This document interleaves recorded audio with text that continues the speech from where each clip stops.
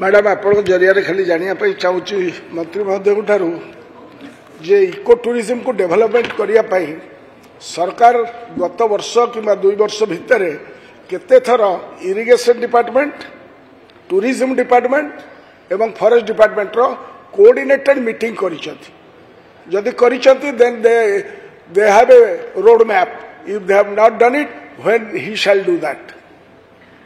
माननीय मंत्री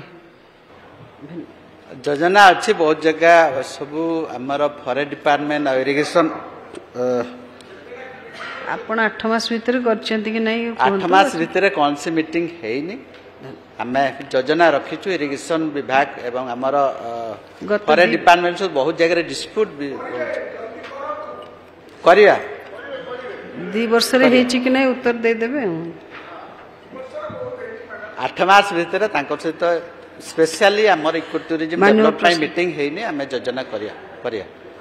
माननीय प्रश्नकर्ता श्री दुष्मंत कुमार स्वाई बाचस्पति महोदय माननीय मंत्री जहाँ क्वेश्चन आंसर रखिंट धन्यवाद दूसरी मुझे माननीय मंत्री को अनुरोध करी खनपड़ा निर्वाचन मंडल 3टी इको टूरिज्म माननीय मंत्री को अनुरोध कर निश्चित भाव में आम कथा शुणे। जय जगन्नाथ।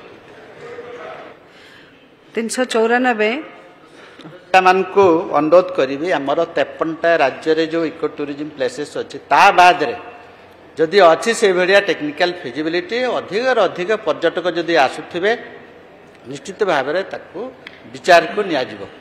धन्यवाद। 394 प्रश्नकर्ता एब्सेंट। 395 माननीय सरकारी उद्योग मंत्री माननीय बाचस्पति महोदय वर्तमान राज्य सरकार अधीन 32 गोटी सरकारी उद्योग कार्य करुअछि। उक्त सरकारी उद्योग गुड़िकर आर्थिक स्थितिर विवरणी परिशिष्ट कर संलग्न करागला।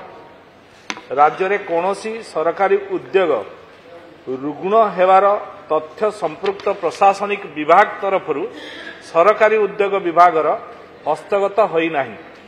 अधिकंतु राज्य में क्षति रे चालुथिबा सरकारी उद्योग गुड़िकु लाभजनक करिया पई सरकार द्वारा निया जाउथिबा पदक्षेप मानर विवरणी परिशिष्ट खरे संलग्न करागला। प्रश्नकाल समाप्त है।